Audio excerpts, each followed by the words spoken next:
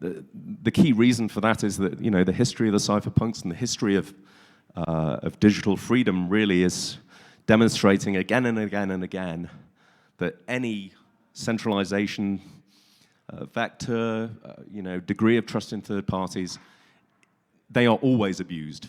It always happens. Other instances of that are things like Napster, which was a predecessor to BitTorrent, again for sharing file content peer-to-peer, but the issue with Napster was that it was a central server for it. And cryptographers are often paranoid with very good reason. Timothy May was one of the main instigators and the founder of crypto-anarchism. So he wrote this crypto-anarchist manifesto in 1988. They're talking about the ability for individuals to communicate in an anonymous way and exchange messages, conduct business, and so on.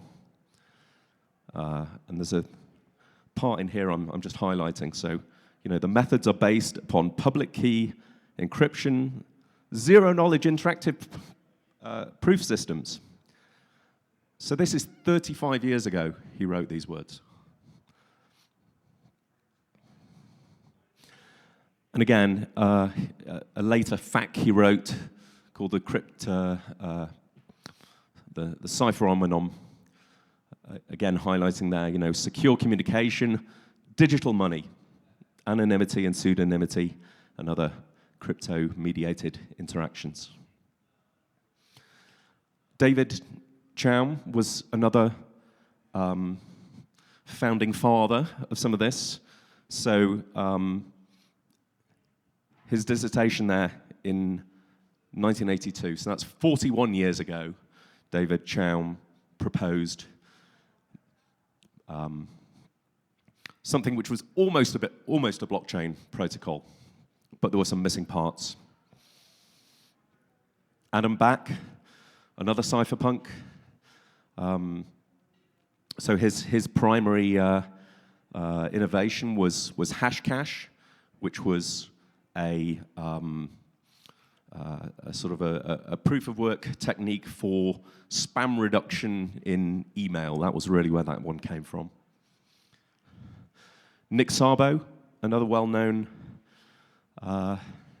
early guy, and the creator of the phrase and the concept of smart contracts. There, 1994. A few more years later, he proposed a decentralized digital currency that he called BitCold, which had nearly all of the characteristics of Bitcoin, but not quite. Didn't quite get there still. And a primary piece there being this timestamp and verification.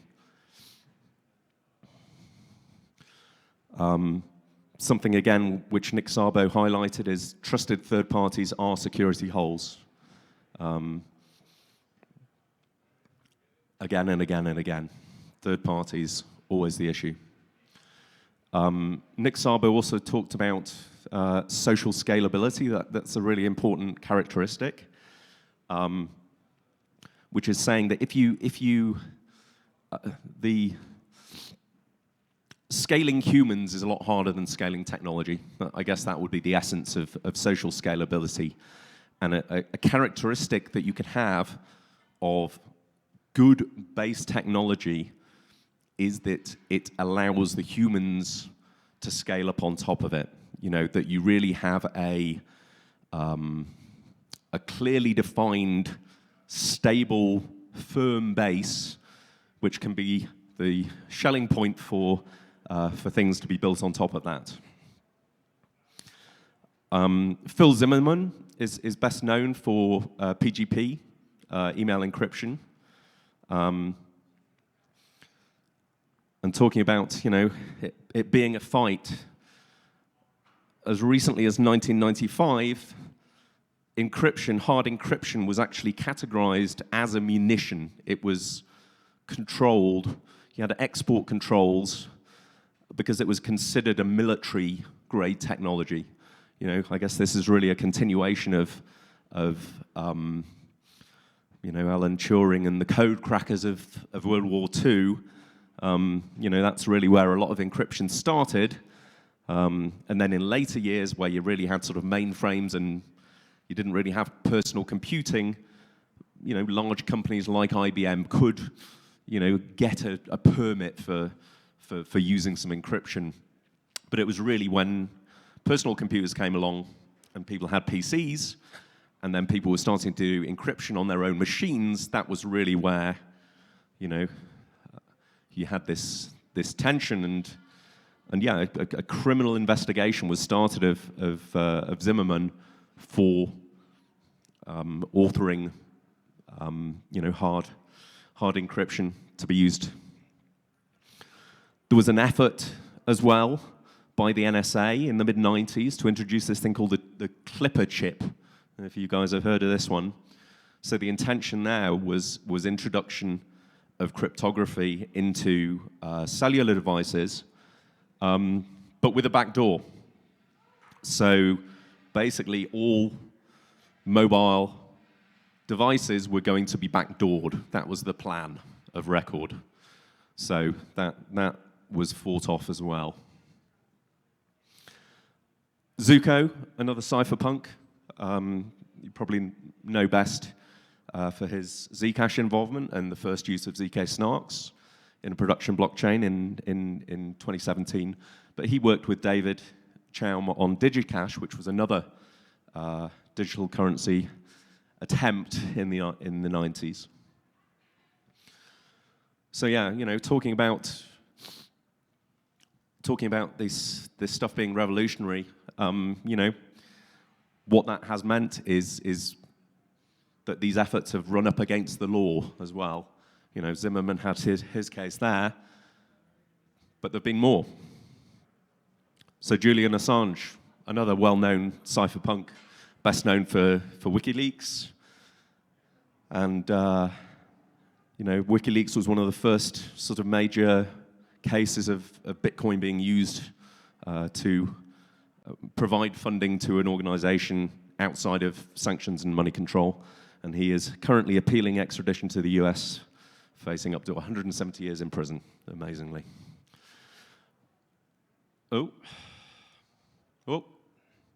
Yeah, Chelsea Manning, of course. And Edward Snowden, you know, who has now been living in exile in Russia for 10 years. And it was recently revealed that he actually participated in the Zcash trusted setup ceremony. And that was kept private for a long time. They only recently revealed that after switching to another setup, so that the trust on that original one was not relevant anymore.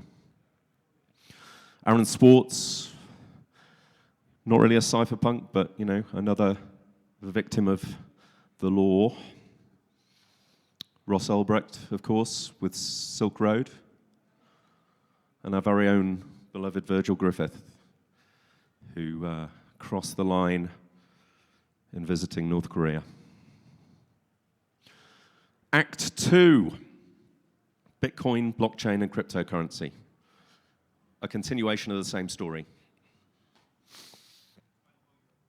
So, Bitcoin white paper, released in late 2018.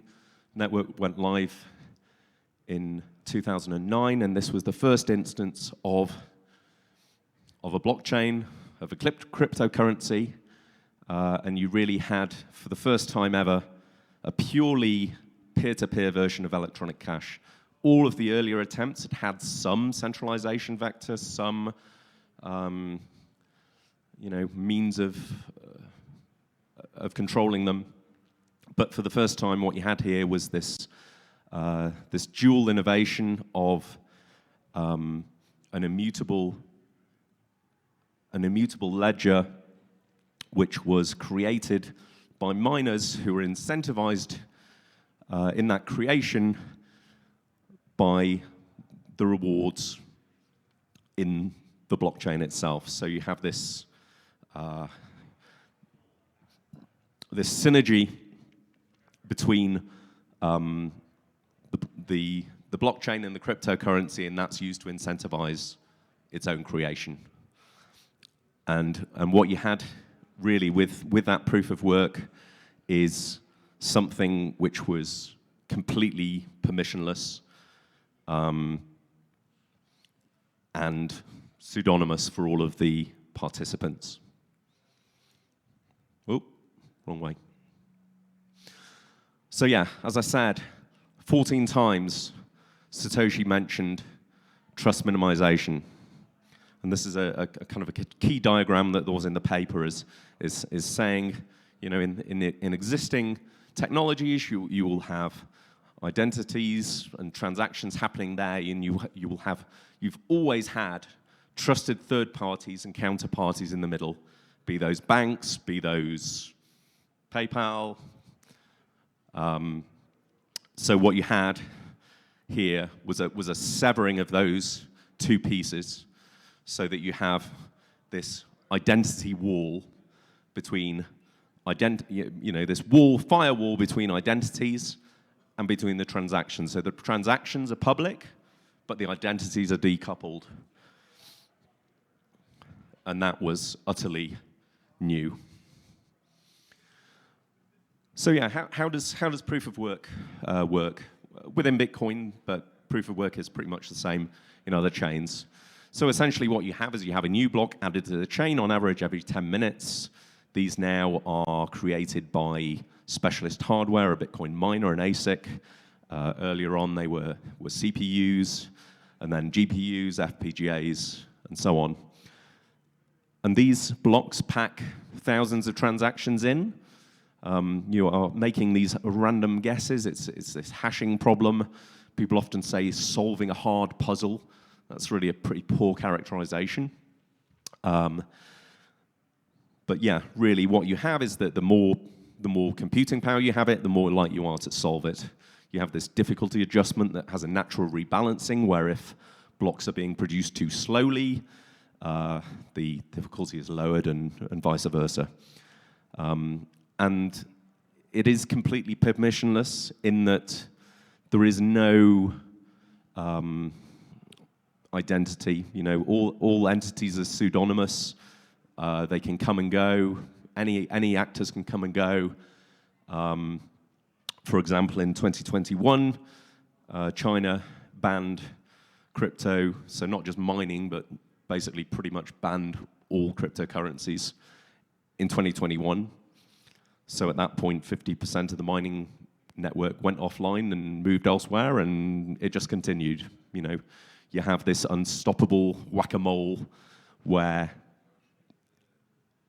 any of the operators within this system, be they block producers or node operators, users, and any kind of participants, you know, they are all just running the software, and they can come and go, and the most work chain is always correct. So that really is the key thing. So that's called Nakamoto consensus.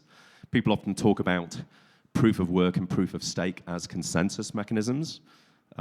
That's not actually strictly correct. The consensus mechanism is actually the most work chain or equivalent, and proof of work and proof of stake are actually Sybil protection mechanisms. Another key thing to know with proof of work is that mining pools are not custodial.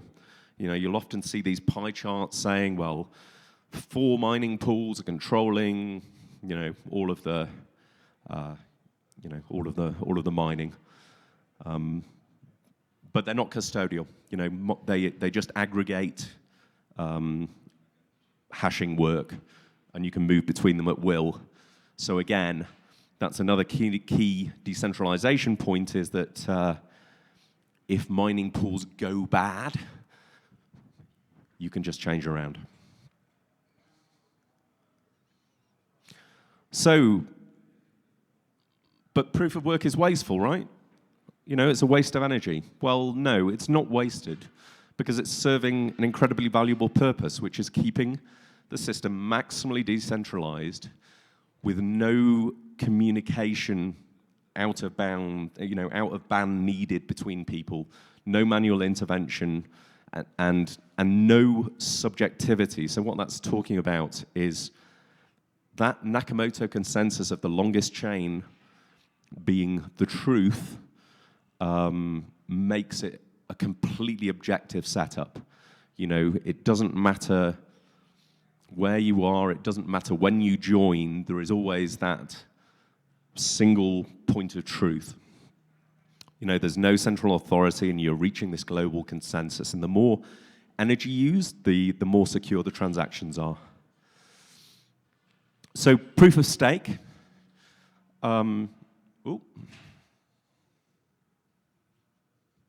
So for proof of stake, you have a different kind of setup, which is the holders of the cryptocurrency lock up or stake their coins. Not everyone. This is a choice. You can choose to stake in the same way as you could choose to mine. But those coins are locked up, and essentially they're used to vote on the valid blockchain. You are running software. This isn't, again, a manual thing that you're doing. You are running staking software, and you are rewarded for participating in that process. But the basis of it is not, the raw electricity or computing power. Proof of work is simple because you don't need to punish bad miners explicitly if they create invalid blocks, if they double spend, try to attack. They basically self-inflict their own wounds, and you have this tangible connection between blockchain and the resources. Whoa. You have a different kind of setup on proof of stake there, because you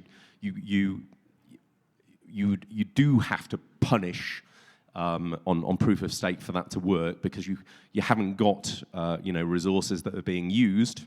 So you end up with slashing mechanisms, and you have these attack vectors for long-range attacks, and then needing checkpoints and subjectivity. And I guess a primary thing to communicate here is that proof of stake is very complicated compared to proof of work. So for Ethereum, for example, it was mentioned in the white paper. It was the plan of record for proof of stake to happen on Ethereum from the very start. But it launched with proof of work while it was being worked on. But then it ended up taking 8 years. I mean, it got delayed many, many times. It got redesigned very, very many times. And the end result has been hundreds and thousands of lines of code, a mammoth engineering effort to bring that to fruition, which you have to recognize that the achievement there. But it's complex. To my mind, the worst part of proof of stake is that it is prone to centralization, in that the more coins you have, the more voting power you have, and the more rewards you require. So you have this, the rich getting richer. It has been described as an oligarchy. So it perhaps acts more like a corporation, an equity, more than money. It has been an observation that proof of stake seems less suited for decentralized and censorship-resistant global money. And I think, where are we? I think some of this comes back down to what is ETH. At the start of the Ethereum journey, Ethereum was not seen as money. It was seen as fuel. You could have this sort of characterization of saying, well, Bitcoin is money, and Ethereum is a decentralized computing platform, and Ether is fuel for that engine, but it's not money. So, I mean, some of that narrative has changed back more recently, specifically with DeFi and ultrasound money. But anyway, that would be my characterization. Something else that you have in a proof of work system, which I think is really important, is a distribution of power between these three groups of miners, developers, and individual node operators. And I think it's important to note there that coin holders are not one of those groups. You know, it's node operators. So node operators are equal in this setup in a way which is not true in a proof of stake system, where the amount of coins that you hold is relevant. So yeah, the ability to be a miner is based on capital investment and specifically finding cheap and usually stranded electricity. So this is a key point, is that proof of work is very, very sensitive to price. It's not looking for, you know, sucking up energy from in the middle of cities or what have you. It's really looking for cheap power. And the ability to run your own node is crucial because the node operators are really the ultimate balance, you know, of power, which are judging which blocks are valid.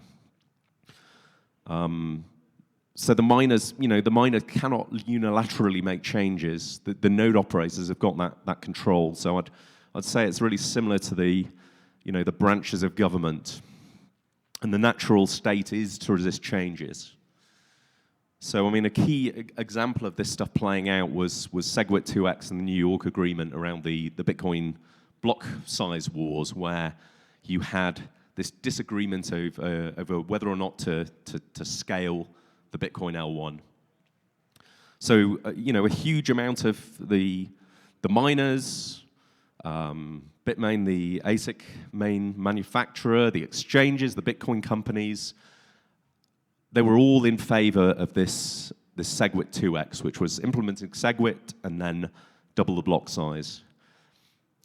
But they failed because the node operators were not on board.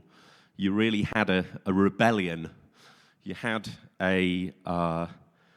your users standing up and saying no, and it didn't happen.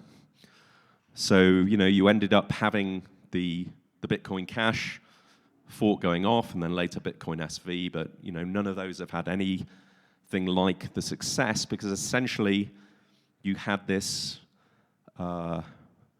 manifestation of, you know, of the people being in control.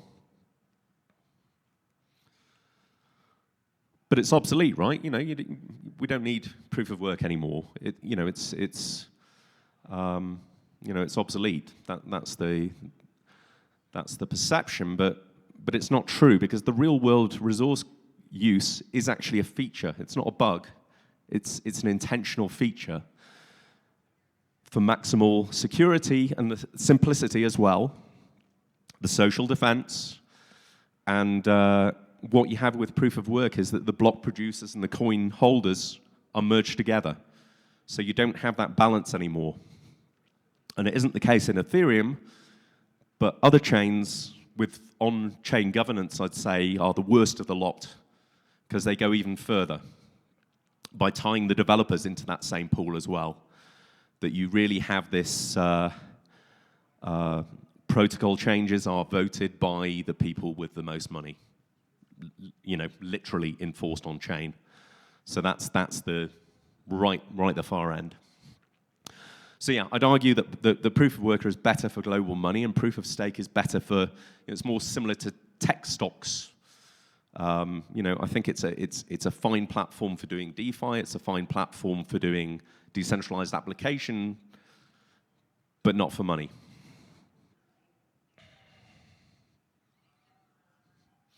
So, you know, you must hate the planet, right? You don't care? I'm just evil?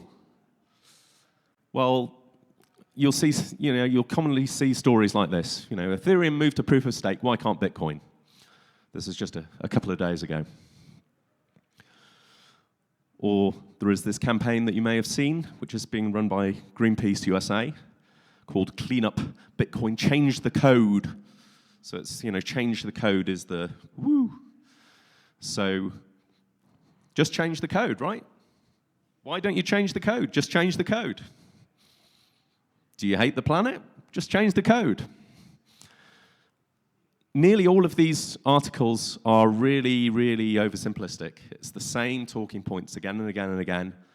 And they miss the point. The primary assumption is that, energy markets are uniform, that all energy is the same everywhere, and that when you are, and that when you're running a mining operation, that's taking energy away from somewhere else, that you're turning on coal power fire stations to do this, and that it's this terrible regression. But the fact is that the markets are they're a lot more complex. You have a base load with a fairly consistent flow. So usually like natural gas or coal or nuclear have got a fairly standard amount of production that they're having. That they've got that base load. But many renewables are very irregular. If you've got solar panels, well, they're making energy in the day, they're not making energy at the night. You need more energy at night for lights. Wind, it may be blowing, it may not be blowing. And storage is a big issue. So what you often have with a lot of renewables is that you have to really overbuild them to be able to hit that base requirement. And you often have a lot of waste, that you're having to overbuild to have that, and that often means that there's a lot of unused electricity. Transporting energy over distance is also really hard, so decentralizing the grid is really very important to the world, and we're seeing more and more of that. And so yes, here's a little story about the ants. So Bitcoin uses as much country as as much power as Denmark or whatever you hear. Well, the truth is a lot of smaller countries don't use a lot of energy because a lot of their heavy-duty stuff has been, outsourced anyway. If you added that one back in, it wouldn't look so good. And many large cities probably use as much energy as small cities anyway. And ultimately, crypto mining operations are the most price-sensitive thing that you can imagine. And they are not directly competing with consumers. So yes, it's like ants eating crumbs of food around the world while people are starving and saying, "You terrible ants, you're eating all the food up." It sounds true, but it's not. And yeah, the truth is that proof of work actually incentivizes renewables because it's a buyer of last resort. If you have a mining operation in a place where there is excess power, they will always buy it. So where previously energy may be wasted, it's now being used. So that incentivizes build out of renewables.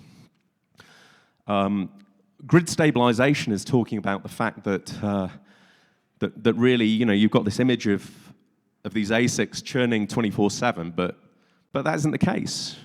If prices are high because you have, a surge in energy need because of the winter storm or what have you, they can and are abated during those periods of high demand.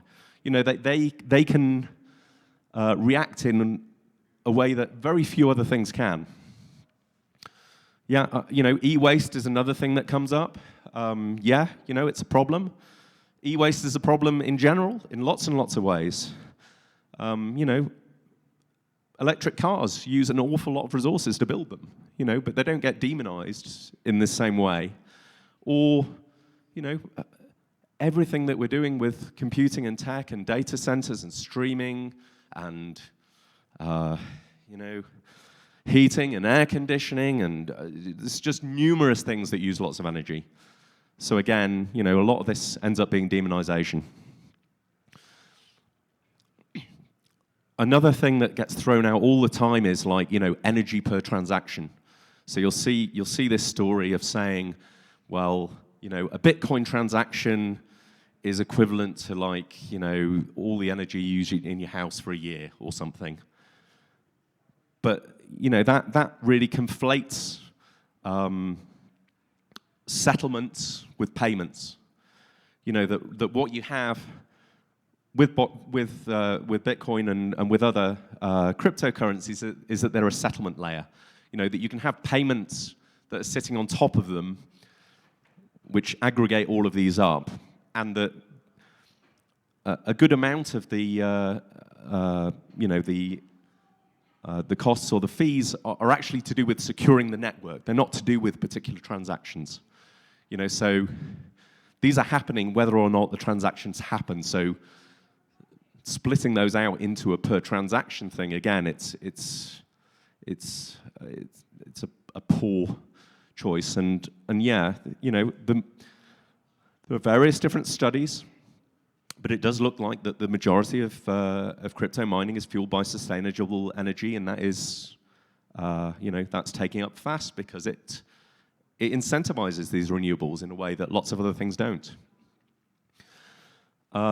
Another story which many people aren't aware about is about methane from landfills.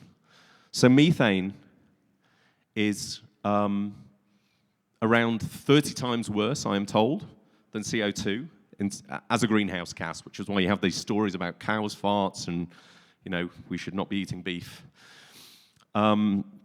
Because, the sad truth is a lot of methane just gets vented into the atmosphere from landfills or other places, and that is a terrible, terrible thing. But better than venting is flaring, but you're still wasting the electricity.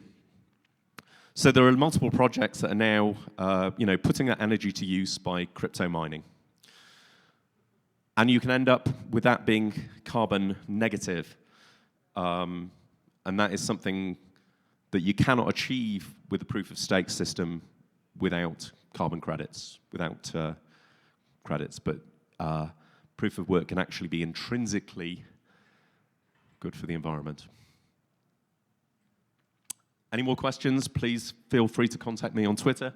Later this year, there will be the first ever Proof of Work Summit in Prague that is being co-organized between ourselves and the Litecoin Foundation. So we are bringing together all the major Proof of Work chains, Bitcoin, Doge, Litecoin, ETC, Monero, and Zcash to talk about Proof of Work, to talk about privacy technology and the environmental story. Thank you.